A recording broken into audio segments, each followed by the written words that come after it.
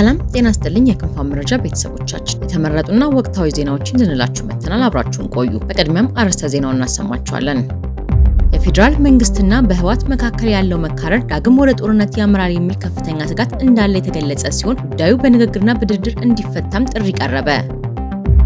ነፃ ሀገርነቷን ያወጀችው ሀገር ባወጣችው የሚጋጭ የበረራ ፈቃድና የቪዛ መመሪያ ምክንያት በሶማሊያ የአየር ክልል ውጥረት መንገሱንና አየር መንገዶችም እንዲሁም መንገደኞችን ግራ ያጋባና መስተጓጉል መፈጠሩ ተሰማ። ቭላድሚር ፑቲንንና ዢ ጂንፒንግን በጣም ጠንካራ ብልህና ሊጫወቱባቸው የማይገቡ መሪዎች ሲሉ የአሜሪካው ፕሬዝዳንት ዶናልድ ትራምፕ ገለጹ። እነዚህና ዝርዝር ዜናዎችን ይዘንላችሁ መጥተናል። አብራችሁን ቆዩ። መረጃዎቻችን በየጊዜው እንዲደርሷችሁ ቻናላችንን ሰብስክራይብ በማድረግ የደወል ምልክቷን ይጫኑ። በፌዴራል መንግስትና በህወሓት መካከል ያለው መካረር ዳግም ወደ ጦርነት ያመራል የሚል ከፍተኛ ስጋት እንዳለው የገለጸው ቅድሚያ ለሰብአዊ መብቶች ኢትዮጵያ የተባለ የሲቪል ማህበር ድርጅት ጉዳዩ በንግግርና በድርድር እንዲፈታ ጥሪ አቀረበ። ድርጅቱ መንግስት በትግራይ ክልል ያሉትን ጨምሮ በመላው ሀገሪቱ የሚገኙ ተፈናቃዮችን የመለስ ኃላፊነቱን እንዲወጣ ጉዳዩ በፍርድ ቤት እንዲታይ እንቅስቃሴ መጀመሩን አስታውቋል። ሀገር በቀል የሰብአዊ መብቶች ተሟጋች ተቋም ይህን ያስታወቀው ዛሬ ሰኞ ጥቅምት 24 2018 ዓ.ም አዲስ አበባ የሚገኘው ጽህፈት ቤቱ በሰጠው ጋዜጣዊ መግለጫ ላይ ነው። ድርጅቱ የዛሬውን ጋዜጣዊ መግለጫ የሰጠው ተቀማጭነታቸውን በውጭ ሀገራት ያደረጉ የሲቪል ማህበረሰብ ድርጅቶች ጥምረት ከሆነው ትግራይ አካውንታቢሊቲ ኮአሊሽን ጋር በመተባበር መሆኑን ገልጿል። ጋዜጣዊ መግለጫው የተዘጋጀው በትግራይ ክልል ለ2 ዓመት ያህል የቆየውን ጦርነት ከተጀመረበት 5ኛ ዓመት እንዲሁም የፕሪቶሪያ ስምምነት የተፈራረመበትን 3ኛ ዓመት ምክንያት በማድረግ መሆኑን ድርጅቱ ጠቅሷል። በጥቅምት 24 2013 የተቀሰቀሰው ደም አፋሳሹ የትግራይ ጦርነት በይፋ የተቋጨው የፌዴራል መንግስትና የህወሓት ተወካዮች በደቡብ አፍሪካዊቷ ፕሪቶሪያ ከተማ ጥቅምት 23 2015 ግጭት የማቆም ስምምነት ከተፈራረሙ በኋላ ነበር። የፕሪቶሪያ የሰላም ስምምነት በትግራይ ክልል የነበረውን ጦርነት ያስከተለውን በጣም ሰፊ የሰው እልቂት፣ የኢኮኖሚ ውድመት እንዲሁም ሰፊ ማህበራዊ ቀውስ በማስቆሙ በአዎንታ እንደሚመለከቱት የቅድሚያ ለሰብአዊ መብቶች ኢትዮጵያ ድርጅት ዋና ዳይሬክተር የሆኑት አቶ ተስፋለም በረሃ በዛሬው ጋዜጣዊ መግለጫቸው ላይ አመልክተዋል። የሚመሩት ድርጅትና የሲቪል ማህበረሰብ ድርጅቶች ጥምረት በአሁኑ ወቅት በኢትዮጵያ መንግስትና በህወሓት መካከል ባለው መካረር ሳቢያ በድጋሚ ጦርነት ይቀሰቀሳል የሚል ከፍተኛ ስጋት እንዳላቸው ተናግረዋል። የህወሓት ህጋዊነት በኢትዮጵያ ብሔራዊ ምርጫ ቦርድ መሰረዙን ያስታወሱት ዋና ዳይሬክተሩ በፓርቲ ውስጥ በተፈጠረው ክፍፍል እነ አቶ ጌታቸው ረዳና ሌሎች የቀድሞ የህወሓት አባላት አዲስ ፓርቲ መመስረታቸውን ጠቅሰዋል። ክፍፍሉም ፖለቲካ የወለደው ሲሉ የጠሩት አቶ ተስፋለም ለችግሩ ትክክለኛ መፍትሄ ለማምጣት በትግራይ ክልል ካለው ኃይል ጋር ድርድር መደረግ እንዳለበት ጠቁመዋል። በአማራና በኦሮሚያ ክልሎች ያሉትን ውጊያዎች ሰፊ የሆነ ሰብአዊ መብት ጥሰቶች እያስከተሉ መሆኑን በተጨማሪነት ያነሱት የድርጅቱ ዋና ዳይሬክተር በሁለቱም ክልሎች ያሉ ችግሮች በንግግርና በውይይት እንዲቋጩ ጥሪያቸውን አስተላልፈዋል።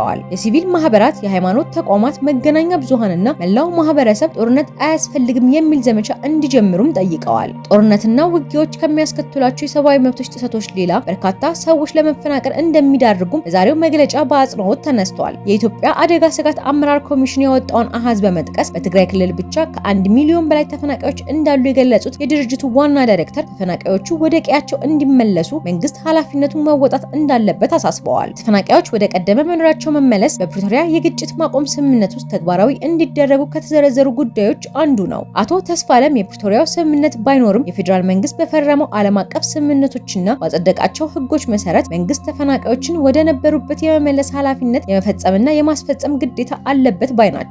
ኢትዮጵያ በሀገር ውስጥ የተፈናቀሉ ሰዎችን የመጠበቅና ድጋፍ የማድረግ የሚያስገድድ የአፍሪካ ህብረት የካምፓላ ኮንቬንሽን ተቀብላ ያጸደቀችው በየካቲት 2012 ዓ.ም ነው። በጥቅምት 2002 ዓ.ም የወጣውን ይህንን ኮንቬንሽን ኢትዮጵያ ከማጽደቋ ቀድሞ 30 የአፍሪካ ሀገራት በየፊናቸው በህግነት ተቀብለውት ነበር። የህዝብ ተወካዮች ምክር ቤት ይህንኑ ህግ ማጽደቁን ተከትሎ በመጋቢት 2012 ዓ.ም የወጣው አዋጅ በተፈጥሮና በሰው ሰራሽ መንስኤዎች የሚደርስ መፈናቀልን በተመለከተ መንግስት የሚኖርበት ግዴታ በኢፌዴሪ ህገ መንግስት ላይ በተደነገገው መሰረት እንደሆነ ያስቀምጣል። በአዋጁ የተሰጠው የህገ መንግስት ድንጋጌ የተፈጥሮና ሰው ሰራሽ አደጋ ሲደርስ መንግስት ለተጎጂዎች እርዳታ በወቅቱ እንዲደርስ ማድረግ እንዳለበት የሚያትት ነው። በትግራይ በአማራና በኦሮሚያ ክልል ያሉ ተፈናቃዮች መንግስት ወደ ቀያቸው የመመለስ ግዴታ አለበት የሚሉት የቅድሚያ ለሰብአዊ መብቶች ኢትዮጵያ ዋና ዳይሬክተር ህጎችን በመጣስ ጉዳዮችን ወደ ፍርድ ቤት የሚወስዱት መሆኑን ገልጸዋል። አንደኛ፣ የሚኒስትሮች ምክር ቤት ህጎችን የማስፈጸም ግዴታ አለበት። ሁለተኛ፣ የሰላም ሚኒስትር የካምፓላን ስምምነት ለማስፈጸም ኃላፊነት ወስዷል። ሶስተኛ፣ የክልል መንግስታት የትግራይ ክልል ጊዜያዊ አስተዳደር፣ የአማራ ብሔራዊ ክልላዊ መንግስትና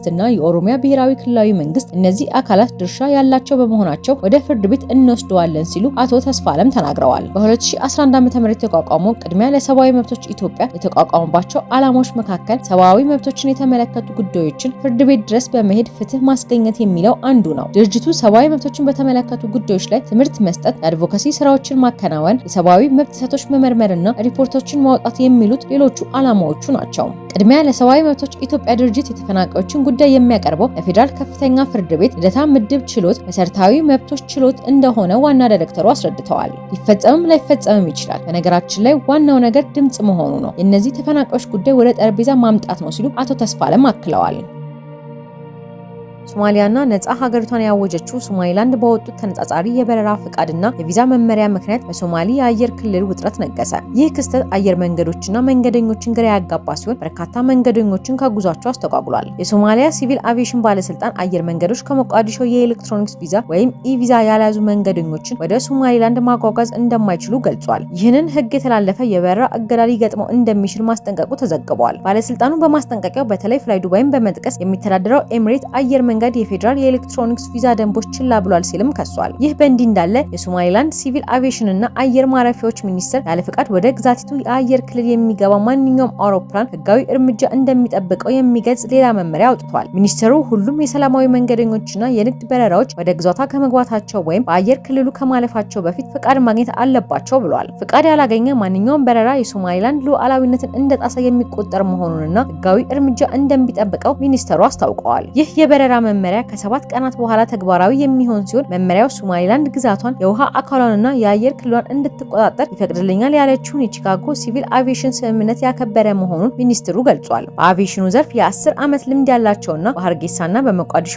አየር ማረፊያ ያገለገሉት አብዱልፈታህ ኦስማን ኢብራሂም እንደሚሉት ግን ሶማሊላንድ ዓለም አቀፍ የሀገርነት እውቅና ስለሌላት አሁን ላይ አውሮፕላኖችን መመሪያዎችን አክብረው በአየር ክልሏ እንዲያልፉ የሚያስገድድ ምንም አይነት የህግ ማዕቀፍ የለም። ሶማሊላንድ አሁን ላይ የምትቆጣጠረው በግዛቷ በሚገኙ አውሮፕላን ማረፊያዎች የሚያርፉትን ብቻ ነው። ሆኖም ቴክኒካዊ በሆነ መንገድ በአየር ክልሏ የሚያልፉት ሁሉንም አውሮፕላኖች መከታተል ትችላለችም ብለዋል። ሆኖም አየር መንገዶች መመሪያዎቿንና ትዕዛዞቿን እንዲከተሉ የምትጠይቅበት ምንም ህጋዊ ስልጣን እንደሌላት አብዱልፈታህ አስረድተዋል። ጨምረውም ሶማሊላንድ ሙሉ የአየር ክልሏን መቆጣጠርና አውሮፕላኖች ድንበሮቿን እንዲያከብሩ ከፈለገች የአየር ክልል አስተዳደር ስልጣኗን እንዲሁም የግዛቷን ህግ ያላከበረ ማንኛውንም አካል ላይ እርምጃ ለመውሰድ የሚያስችል ህግ የማስፈጸም አቅም ሊኖራት ይገባል ብለዋል።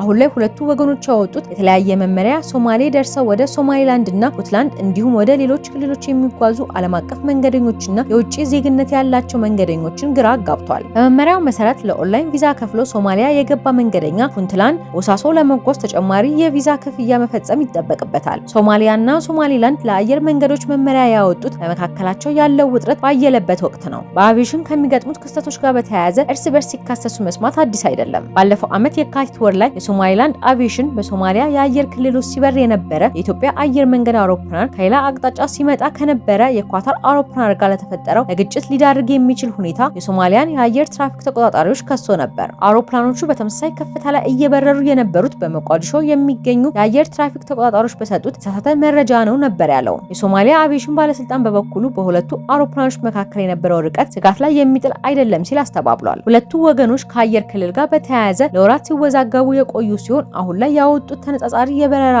የቪዛ መመሪያ በመንገደኞችና በአየር መንገዶች ላይ ግራ መጋባትና መስተጓጎል ፈጥሯል። ሶማሊላንድ ባለቤትነቱ የተባበሩት አረብ ኤሚሬትስ መንግስት የሆነው ፍላይ ዱባይ ህጓን የማያከብር ከሆነ ወደ ግዛቷ እንዳይገባ ልትከለክል እንደምትችል በማስጠንቀቅ ወደ ግዛቷ ለሚያደርጋቸው በረራዎች የኤሌክትሮኒክስ ቪዛ መጠየቁን እንዲያቆም የ15 ቀን ገደብ መስጠቷን የሀገር ውስጥ መገናኛ ብዙሃን ዘግበዋል። ግዛቷ ይህን የጊዜ ገደብ ያስቀመጠችው ሶማሊያ መስከረም ወር ላይ የጉዞ ስርዓትን ለማሳለጥ ጸጥታን ለማስከበርና የኢሚግሬሽን አገልግሎትን ለማዘመን በሚል ያወጣችውን አዲስ የኤሌክትሮኒክስ ቪዛ ስርዓት ውድቅ ማድረጓን ተከትሎ ነው። ወደ አካባቢው ከሚበሩ አየር መንገዶች መካከል የኢትዮጵያ አየር መንገድ ይገኝበታል። በግል የሚተዳደረው ካብ ቴሌቪዥን እንደዘገበው የኢትዮጵያ አየር መንገድ ወደ ሃርጌሳ የሚጓዙ መንገደኞችን የኤሌክትሮኒክስ ቪዛ ማቅረብ ያለባቸውን መስፈርት በመተው በሶማሊላንድ ባለስልጣናት የተቀመጡትን መመሪያዎች አክብረዋል። የሶማሊያ ፌዴራል መንግስት ግን ሶማሊላንድን ጨምሮ ወደ የትኛውም የሀገሪቷ ክፍል የሚጓዙ መንገደኞች በኦንላይን ቪዛ ማመልከት እንዳለባቸው አጽንኦት ሰጥተዋል። ሶማሊላንድ እንደ አውሮፓውያኑ ከ19 ከ1991 አንስቶ ነጻነቷን ብታውጅም ሶማሊያ የምትቆጥራት የራሷ ግዛት አካል አድርጋ ነው። በዚህም ምክንያት የበረራ የአየር ክልልና ወደብን ጨምሮ በሁለቱ ወገኖች መካከል ያለው ውዝግብ ለ10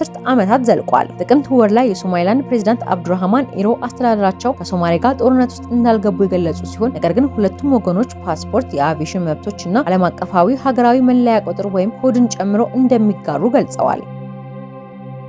የአሜሪካው ፕሬዝዳንት ዶናልድ ትራምፕ ሩሲያዊ አቻቸውን ቭላዲሚር ፑቲንንና ቻይናዊ አቻቸውን ዢ ጂንፒንግን በጣም ጠንካራ መሪዎች ሲሉ አሞግሷቸዋል። ፕሬዝዳንቱ መሪዎቹን ጠንካራ፣ ታፍ፣ ብልህ፣ ስማርትና ሊጫወቱባቸው የማይገቡ ኖት ቱ ቢ ፕሌይድ ዊዝ ሲሉ ገልጸዋቸዋል። ትራምፕ ይህንን አስተያየት የሰጡት ዓርብ ዕለት በፍሎሪዳ መኖሪያቸው ማር አላጎ ከሲቢኤስ 60 ሚኒትስ ፕሮግራም አዘጋጅ ኖራ ኦዶኔል ጋር ለ90 ደቂቃ የፈጀ ቃለ መጠይቅ ባደረጉበት ሰዓት ነው። እሁድ ዕለት የተላለፈው ይህ ቃለ ምልልስ ፕሬዝዳንቱ ከሲቢኤስ የወላጅ ኩባንያ ጋር የነበራቸውን ክስ በ16 ሚሊዮን ዶላር በስምምነት ከዘጉ ከ5 ዓመት በኋላ ለመጀመሪያ ጊዜ ያደረጉት ነው። ፕሬዝዳንቱ በወቅቱ ካማላ ሃሪስ ጋር የተደረገ ቃለ መጠይቅ አሳሳች በሆነ መንገድ ተቋርጧል ሲሉ ክስ መስርተው እንደነበር ይታወሳል። በዚህ ሰፊ ቃለ መጠይቅ ትራምፕ በመንግስት መዘጋት፣ በስደት ፖሊሲ፣ በኒውዮርክ ጦር መሳሪያ ሙከራና በ2028 ማን ሊተካቸው እንደሚችል ላይ ያላቸውን አቋም አብራርተዋል። ጋዜጠኛዋ ከዢና ከፑቲን የትኛው ጋር መነጋገር የበለጠ ከባድ ነው ብላ ላቀረበችላቸው ጥያቄ ትራምፕ ሁለቱም ሲሉ ጋዜጠኛዋ ከዢና ከፑቲን ጋር የትኛው ጋር መነጋገር የበለጠ ከባድ ነው ብላ ላቀረበችላቸው ጥያቄ ትራምፕ ሁለቱም ሲሉ ምላሽ ሰጥተዋል። ሁለቱም ከባድ ናቸው፣ ሁለቱም ብልህ ናቸው፣ እነዚህ ሰዎች ሊጫወቱባቸው የማይገቡ ናቸው፣ እነዚህ ሰዎች በቁም ነገር መታየት ያለባቸው ናቸው ሲሉ አስረድተዋል። ትራምፕ አክለውም ሁለቱም መሪዎች ቀላል ወሬ ስሞል ቶክ እንደማይወዱ ገልጸዋል። ዋው እንዴት የሚያምር ቀን ነው፣ ፀሐይዋ እንዴት ታበራለች እያሉ የሚገቡ ሰዎች አይደሉም፣ እነዚህ ቁም ነገረኛ ሲሪየስ ሰዎች ናቸው፣ እነዚህ ጠንካራ ብልህ መሪዎች ናቸው ብለዋል። ፕሬዚዳንቱ ሩሲያና ቻይና ከፍተኛ ቁጥር ያለውን የኒውክሌር ጦር መሳሪያ እንዳላቸው ገልጸው ከሁለቱም ሀገራት ጋር ስለ ኒውክሌር ትጥቅ መፍታት ማወያየታቸውን ተናግረዋል። ስለ አሜሪካ ቻይና ግንኙነት ሲናገሩም ውጥረቶች ቢኖሩም ከፕሬዝዳንት ሺ ጋር በጣም እንደሚግባቡ ገልጸው አሁን በሚረኩበት የንግድ ስምምነት ላይ መድረሳቸውን አስታውቀዋል። ባለፈው ሳምንት ከቻይናው ፕሬዝዳንት ሺ ጋር መገናኘታቸውን ያስታወሱት ትራምፕ በቻይና እቃዎች ላይ የነበረውን የፋንታሊ ታሪፍ ከ20% ወደ 10% ዝቅ ማድረጋቸውን ገልጸዋል። በምላሹም ቻይና ብርቅዬ ማዕድናት ወደ ውጭ ከመላክ ላይ ጣለችውን ቁጥጥር ለማዘግየት መስማማቷን ተናግረዋል። ምንም እንኳን ቻይና ለዓመታት ትሪሊዮን ዶላሮች ከሀገራችን ወስዳለች ቢሉም አሁን ግን ግንኙነቱ ድንቅ መሆኑን ገልጸዋል። ቻይና በእነዚህ ብርቅዬ ማዕድናት ላይ ያላትን የበላይነት ረጅም ጊዜ መጠቀም እንደማትችል አስጠንቅቀዋል። አሁን እኛም ማዕድናቱን እያገኘን ነው፣ በቅርቡ ሁሉም ሰው ይኖረዋል ብለዋል። በተጨማሪም ከፑቲን ጋር በጣም ጥሩ ግንኙነት እንዳላቸው በመድገም ጅል ላሉት የዩክሬን ግጭት የቀድሞ ፕሬዝዳንትን ጆን ባይደንን ወቅሰዋል። እኔ ፕሬዝዳንት በሆን ኖሮ በፍጹም የማይከሰት ጦርነት ነበር ያሉት ትራምፕ ይህንን ፕሬዝዳንት ፑቲን ራሳቸው እንዳመኑ ተናግረዋል። ትራምፕ በዚህ ዓመት ወደ ስልጣን ከተመለሱ ወዲህ 8 ጦርነቶችን መፍታታቸውን ገልጸው በሁለት ወር ውስጥ ለዩክሬን ተኩስ አቁም እንደሚያመጡ አረጋግጠዋል። ፑቲን ከኛ ጋር መጥተው መነገድ ይፈልጋሉ፣ ለሩሲያ ብዙ ገንዘብ መስራት ይፈልጋሉ፣ እኔ ይህ በጣም ጥሩ ነው ብዬ አስባለሁ ሲሉም ደምድመዋል። ጋዜጠኛዋ ኖራ የአሜሪካ የስደትና ጉምሩክ ማስፈጸሚያ ወኪሎች በቅርብ ወራት የተጠቀሟቸውን ዘዴዎች፣ አንዲት እናት በኃይል መግፋት፣ በቺካጎ የመኖሪያ ሰፈር አስለቃሽ ጭስ መጠቀም፣ ሹፌሮችን ለመያዝ የመኪና መስኮቶች መስበር በመጥቀስ ወረራዎቹ ከልክ አልፈዋል ወይ ስትል ጠየቀች።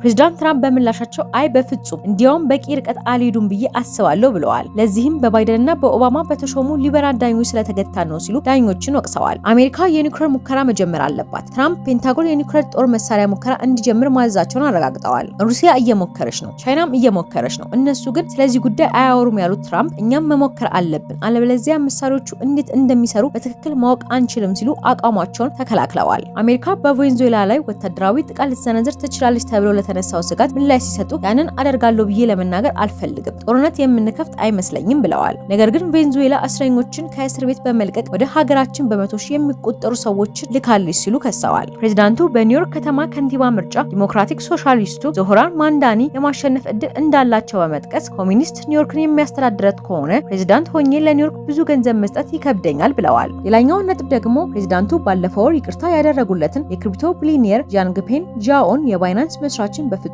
አላውቀውም ብለዋል። ጃኦ በ2023 በገንዘብ ማጭበርበር ጥፋተኛ ተብሎ ለ4 ወር እስራት እንደተፈረደበት ይታወሳል። ትራምፕ በበኩላቸው ይህ ሰው በባይደን አስተዳደር ክፉኛ ተበድሏል፣ እሱ የባይደን የፖለቲካ ጥቃት ሰለባ ነው፣ ልክ እንደኔ ተጠቂ ነው ሲሉ ተናግረዋል። ትራምፕ በ2028 ለሶስተኛ ጊዜ ስለመወዳደር ህገ መንግስቱ 22ኛ ማሻሻያ የተከለከለ ቢሆንም ለቀረበላቸው ጥያቄ ስለሱ አላስብም ቢሉም ሪፐብሊካን ፓርቲ ጠንካራ ተተኪዎች እንዳሉት ገልጸዋል። ምክትል ፕሬዝዳንት ጄዲ ቫንስን እና የውጭ ጉዳይ ሚኒስትር ማርኮ ሩቢዮን እንደ ምሳሌ ጠቅሰዋል።